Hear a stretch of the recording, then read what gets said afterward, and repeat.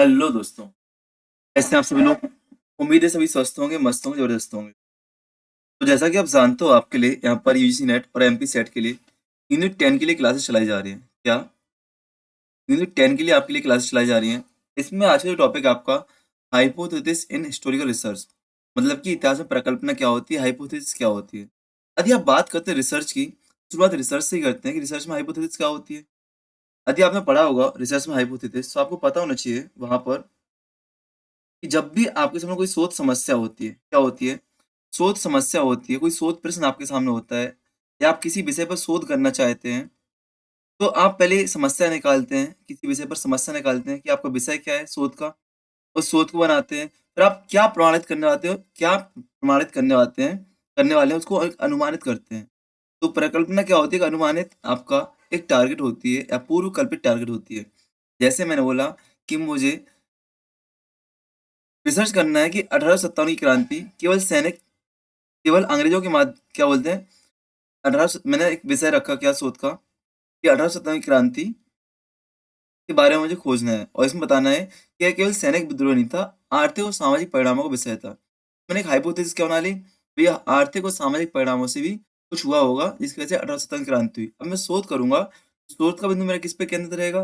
आर्थिक और सामाजिक विचारों पर केंद्रित रहेगा। तो आपको यह समझ में आई कि भाई हाइपोथेसिस क्या है कि आपको जो शोध है, शोध का विषय आपका है, तो उस विषय को आप कैसे करने वाले हो, किस दृष्टिकोण से करने वाले हो, किस पर केंद्रित करने वाले हो।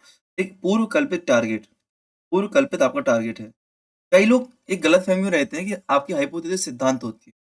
तो हाइपोथेसिस आपका सिद्धांत नहीं होता बेटा। हाइपोथेसिस आपकी सिद्धांत नहीं होती है। हाइपोथेसिस से जो बाद में परिणाम निकलता है, निष्कर्ष निकलता है, वह आपके सिद्धांत के रूप में आता है। इसको आपको याद रखना। सिद्धांत आपका प्रमाणित होता है। सिद्धांत आपका जो होता है बेटा, प्रमाणित होता है। और जो हाइपोथेसिस आपकी होती है, परिकल्पित होती है, मतलब कल्पनाशील है, कल्पना की उसको हम सत्य करने का प्रयास कर रहे हैं। तो हम सत्य करने का प्रयास कर रहे हैं, ठीक है ना। इस बात को आपको याद रखना है। तो इन शॉर्ट आपको हाइपोथेसिस समझ में आया। अब यहाँ पे देखते लिखा क्या है। ये यूनिट 10 के छोटे छोटे विषय हैं, यहाँ से प्रश्न आते भी हैं। और आपको ये मुख्यतः पता है, जब आप जेआरएफ होता है आपका और आप पीएचडी के लिए इंटरव्यू के लिए जाते हैं, तो आपको सबसे पहले यही लगता है। मैंने यूनिट 10 इसलिए शुरुआत किया है आपका कि आप लोग पढ़ सको भी, आपको पढ़ने में मन लगे। क्यों? यदि आपका जेआरएफ निकलता है तो आप एडमिशन के लिए जाओगे तो काम में आएगा। यदि आपका नेट निकलता है, आप असिस्टेंट प्रोफेसर में जाओगे तो वहाँ इंटरव्यू में पूछते हैं, चीजें बहुत ज्यादा पूछते हैं। तो इसलिए मैंने ये चीज आपके सामने रख दी भैया, सबसे पहले इसी को कर लो। मन ना लगे तब भी आपको पढ़ लेना है, मन ना लगे रिजल्ट तक वेट करना है, तब भी आपको पढ़ लेना है, ठीक है ना। चलो, ठीक है। हाइपोथेसिस पता है आपको? कुछ और बता दूं मैं आपको हाइपोथेसिस के बारे में। मैंने क्या बोला? हाइपोथेसिस क्या होती है? अस्थायी होती है, ठीक है ना, आपकी। और क्या होती है? टेंटेटिव और आपकी टेस्टेबल। टेंटेटिव मतलब अस्थायी, और टेस्टेबल मतलब कि परीक्षा परीक्षण योग्य होती है। इस बात को आपको याद रखना, क्या आपकी हाइपोथेसिस, ठीक है ना।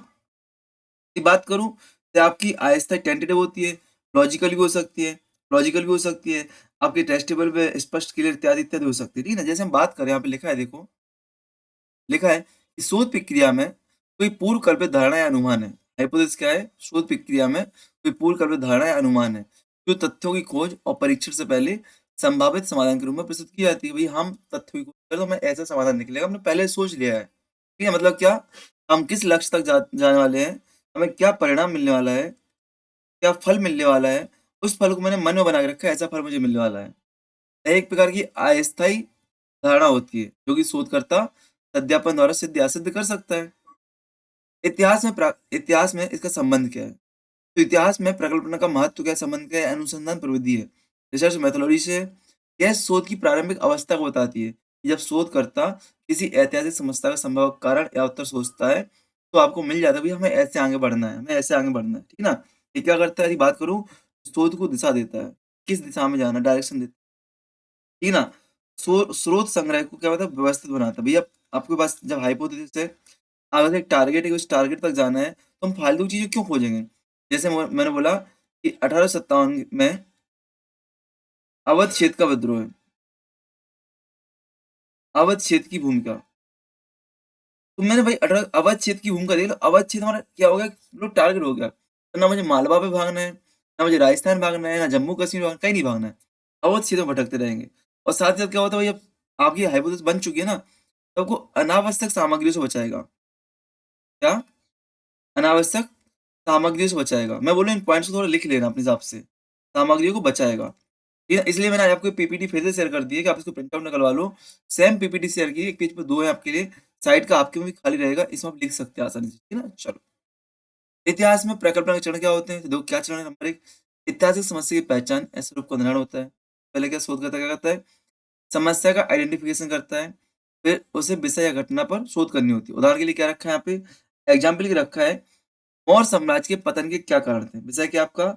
मौर्य साम्राज्य के पतन के क्या कारण थे? तो परिकल्पना क्या हो जाएगी कि मौर्य साम्राज्य के पतन में प्रशासनिक विकेंद्रीकरण। मैं बोलूंगा मुझे प्रशासनिक विकेंद्रीकरण पे काम करना है। आप पर तो मौर्य साम्राज्य के पतन के बहुत सारे कारण हैं, बहुत सारे कारण हैं, पर मैं देख लिया नहीं, मुझे क्या करना है, पता लगाना है कि प्रशासनिक विकेंद्रीकरण ही मौर्य साम्राज्य के पतन का कारण था। तो मैं क्या करूँ, प्रशासनिक विकेंद्रीकरण पे ही खोज करूंगा, है ना? ऐतिहासिक समस्या समाधान प्रस्तुत करना, समस्या पहचानने का शोधकर्ता क्या करता है? एक संभावित उत्तर या अनुमान प्रस्तुत करता है। जैसे मैंने बोल दिया भैया 1857 के विद्रोह के कारण क्या थे? बहुत सारे थे, बट उसमें एक मुख्य क्या रहा आपका? प्रशासनिक विकेंद्रीकरण रहा है। क्या रहा है? प्रशासनिक विकेंद्रीकरण। समस्या कारण है कि भैया बहुत बड़ा साम्राज्य था, साम्राज्य के जो राजा था कमजोर हुआ, तो उसको संभाल नहीं पाए, तो जो केंद्रीय अन्य अन्य क्षेत्रीय राजा थे, क्षेत्रीय गवर्नर थे, अपने आप को स्वतंत्र करते गए। ठीक है ना?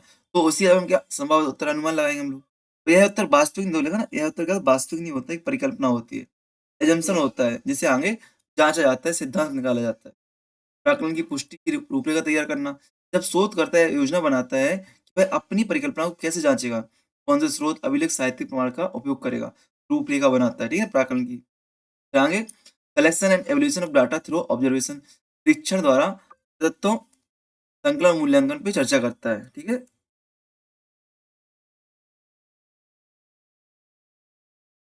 इस चरण में क्या होता है? तो इस चरण शोधकर्ता जो होता है अपने विषय की तथ्यों को, स्रोतों को, प्रमाणों को एकत्रित करता है। कुछ करना है या नहीं करना। तो प्राक्कलन क्या होता है आपको बता दिया, हाइपोथेसिस क्या होती है मैंने आपको बता दिया है। इन स्टेज को याद कर लेना। पहले क्या होता है? समस्या की पहचान करता है, फिर समाधान, संभावित समाधान, इसी को हम हाइपोथेसिस कहते हैं। मुख्यतः इसी को हम लोग हाइपोथेसिस कहते हैं। ठीक ना? फिर क्या करता है? प्राक्कलन की रूपरेखा तैयार करता है, फिर आपके जो रिसोर्स होते हैं, सोर्स होते हैं, उनको इकट्ठा करता है, मूल्यांकन करता है, एनालिसिस करता है, एवोल्यूशन करता है। ठीक है ना? फिर आपके सांख्यिकी प्रयोग द्वारा निर्णय प्राप्त करता है। सरल सांख्यिकी या तार्किक विधियों द्वारा शोधकर्ता क्या करता है? निश्चित करता है कि उसकी प्राकलन सही है नहीं है। इसलिए यह प्रक्रिया अधिकतर तार्किक विश्लेषण और साक्ष्य तुलना पर आधारित होती है ना? अंत में क्या निष्कर्ष देता है। छह स्टेज होती है प्राकलन में, याद रखना। अंत में शोधकर्ता अपने विश्लेषण के परिणाम के आधार पर सुस्पष्ट निष्कर्ष प्रस्तुत करता है। यदि प्राकलन सही पाई जाती है तो उसे सिद्धांत का दर्जा दिया जाता है। तो आपको याद सिद्धांत किससे बनता है?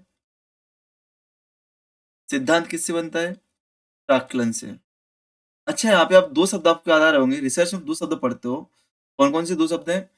एक तो पढ़ते हो रिसर्च में 2 शब्द पढ़ते हो, जहाँ पे पहले क्या होता है? सिद्धांत से निष्कर्षों की तरफ जाते हैं। मतलब कौन सी हाइपोथेसिस के 2 प्रकार हैं। 2 हाइपोथेसिस के 2 प्रकार होते हैं, बताओ? और एक आपको होता है कि निष्कर्ष से सिद्धांतों की ओर जा रहे हैं। तो यहाँ पे क्या हम लोग निष्कर्ष से सिद्धांतों की ओर जा रहे हैं, ठीक है ना? ऐतिहासिक शोध में प्राक्कलन का महत्व। ऐतिहासिक शोध में इतिहास क्या महत्व है इसका देखते हुए, यह शोध करता दिशा देता है, उद्देश्य देता है। किस प्रकार का डाटा इकट्ठा करना उससे पता चलता है। यह शोध को संगठित करता है, लक्ष्य उन्मुख बनाता है, गोल ओरिएंटेड बनाता है। ठीक है? भाई निष्कर्ष देख लो, तो इस शोध को व्यवस्थित बनाता है, विज्ञान को तार्किक बनाता है। ठीक है ना? प्राक्कलन इतिहास की शुद्ध आत्मा है। यह अतीत की सत्य तक पहुंचने की पहली सीढ़ी मानी जाती है। ठीक है भैया? ठीक है? प्राक्कलन बता एक छोटे-छोटे टॉपिक है जो आपको आना चाहिए। जिसे आप इंटरव्यू में बोल सको बस। यहाँ से प्रश्न बहुत कम मात्रा में देखने को मिलते हैं, क्योंकि जो आपका यूनिट 10 है, यहाँ पे प्राक्कलन जो विषय है आपका, ये आपको यूनिट पेपर 1 की यूनिट 2 में दिख जाता है आपको, रिसर्च एप्टीट्यूड में। ठीक है ना? ठीक है? चलो। अच्छा, एक जो मैंने बताया उसका आंसर दो आप लोग। जो मैंने पूछा कि आपके टाइप ऑफ रिसर्च 2 प्रकार के होते हैं। कौन-कौन से होते हैं?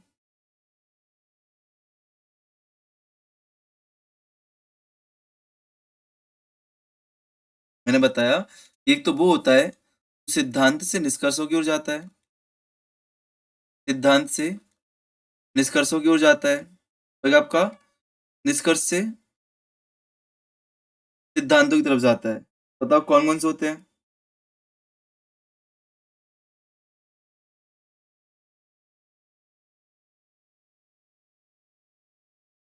अच्छा, क्वालिटी कौन सा होता है, क्वांटिटी कौन सा होता है? चलिए बता, इसका आप नाम बताना कौन से क्या होता है, ठीक है ना? तो बेस्ट ऑफ लक, मिलते हैं अपन नेक्स्ट सेशन में, ठीक है ना? चलो, और नेक्स्ट सेशन जो आपका रहेगा, वो रहेगा एक छोटा सेशन आपका, किस टॉपिक पर?